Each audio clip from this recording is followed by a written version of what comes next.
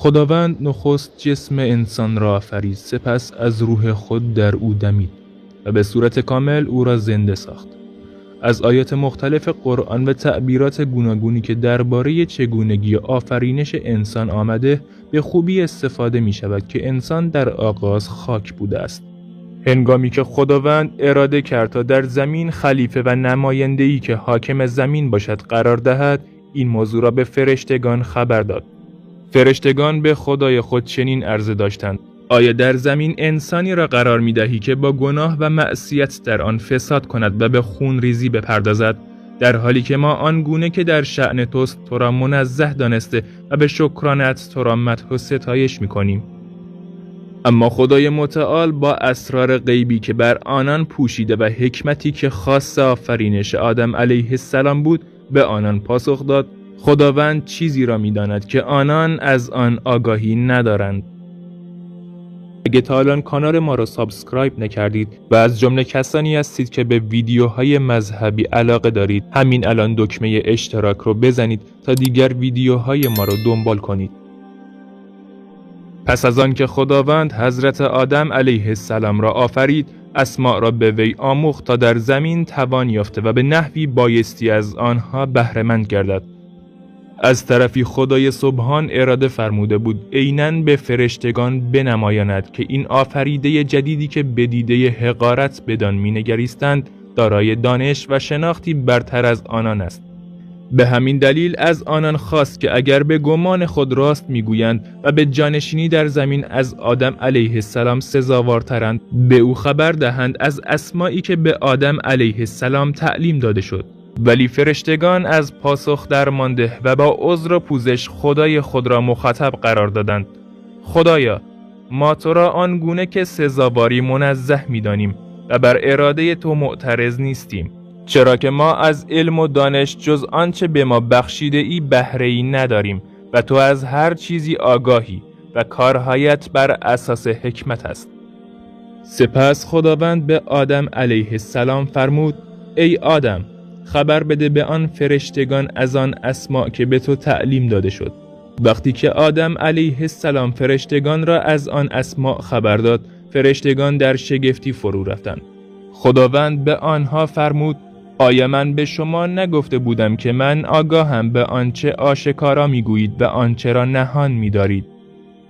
موضوع تکامل انسان تا به درجه‌ای رسید که فردی از آنان به نام آدم علیه السلام برگزیده خداوند قرار گرفت و این خلقت و تکامل آن و اختیار کردن برگزیده‌ای از آنان تا جایی پیش رفت که به فرشتگان دستور رسید چنین خلقتی را مورد تکریم و احترام فوق‌العاده‌ای قرار دهند.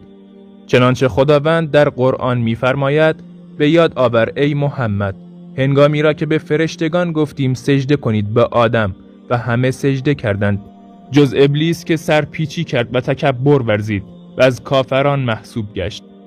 خداوند سبب سجده نکردن او را می‌دانست، با این همه علت را از او جویا شد. ابلیس برتری خود را بر آدم علیه السلام و اینکه او از آتش و آدم علیه السلام از گل آفریده شده است عنوان کرد. به نظر ابلیس آتش برتر از گل بود و بدین سان بسیار تکبر ورزید. در این هنگام خدای سبحان او را از بهشت راند و به دلیل تکبرش او را پیوسته تا روز قیامت مورد لعنت خود قرار داد. شیطان از پروردگار خود درخواست کرد تا روز قیامت او را زنده نگه دارد.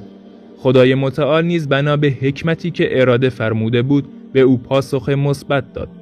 ابلیس درخواست خود را این گونه بیان کرد: پروردگارا، به دلیل اینکه به هلاکت من حکم کردی، سوگند میخورم تمام تلاشم را به کار ببرم و فرزندان آدم را گمراه کرده و آنها را از راه تو منحرف سازم و در این راه از هیچ تلاشی دریغ نخواهم کرد و از هر راهی که بتوانم به سراغ آنان رفته و از غفلت و ضعف آنها استفاده خواهم کرد. ولی خداوند او را نکوهش کرد و فرمود: ای طرد شده از رحمت من، از بهشت بیرون رو. سوگند میخورم که جهنم را از تو و همه پیروانت از فرزندان آدم علیه السلام پر خواهم ساخت. بعد از برگزیدگی آدم علیه السلام و سجده فرشتگان بر او، به آدم علیه السلام و زوج او از جانب خداوند دستور رسید که در بهشت زندگی کنند، ولی از یک درخت ممنوعه تناول نکنند و نزدیک آن نگردند. ولی شیطان به سراغ آنها آمد و آنها را وسوسه کرد تا لباسهای تقوا را که باعث کرامتشان شده بود از تنشان خارج سازد. از این رو به آنها گفت: پروردگارتان شما را از این درخت نهی نکرده مگر به خاطر اینکه اگر از آن بخورید فرشته خواهید شد و جاودانه در بهشت خواهید ماند. و برای آنها سوگند یاد کرد که من خیرخواه شما هستم. به این ترتیب آنها را با فریبکاری از مقامشان فرود آورد. آدم و حوا علیه السلام به سرعت به اشتباه خود پی بردند و توبه کردند و به گناه خود اقرار نمودند و از درگاه الهی طلب رحمت کرده و گفتند: پروردگارا، ما به خود ستم روا داشتیم. اگر ما را نبخشی قطعاً در زمره زیانکاران خواهیم بود. ولی خداوند آدم و حوا علیه السلام را از بهشت به زمین فرود آورد و آنها را آگاه ساخت که فرزندانشان با یکدیگر دشمنی می‌کنند. آنها باید در زمین اقامت گزینند و آن را آباد سازند و تا پایان عمرشان از آن بهره مند شوند. در داستان آدم علیه السلام آمده است که خداوند همه خوردنی‌های بهشت را بر او آزاد و حلال کرد و او را تنها از خوردن و نزدیک شدن به یک درخت منع فرمود. در اینکه این درخت چه نوع درختی بوده است روایت بسیاری آمده است که اکثراً به درخت بوته گندم اشاره شده است، ولی بعضاً در برخی از روایات گفته شده که نهال انجیر بوده است. حضرت آدم و حوا علیه السلام وقتی که از بهشت اخراج شدند در سرزمین مکه فرود آمدند. حضرت آدم علیه السلام بر کوه صفا و حضرت حوا علیه السلام بر روی کوه مروه در نزدیکی کوه صفا فرود آمد و در آنجا سکونت گزید. آن کوه را از این رو مروه گویند که مرء یعنی زن که منظور حوا علیه السلام باشد در آنجا سکونت نمود. آدم علیه السلام 40 شبانه روز به سجده پرداخت و از فراق بهشت گریه کرد.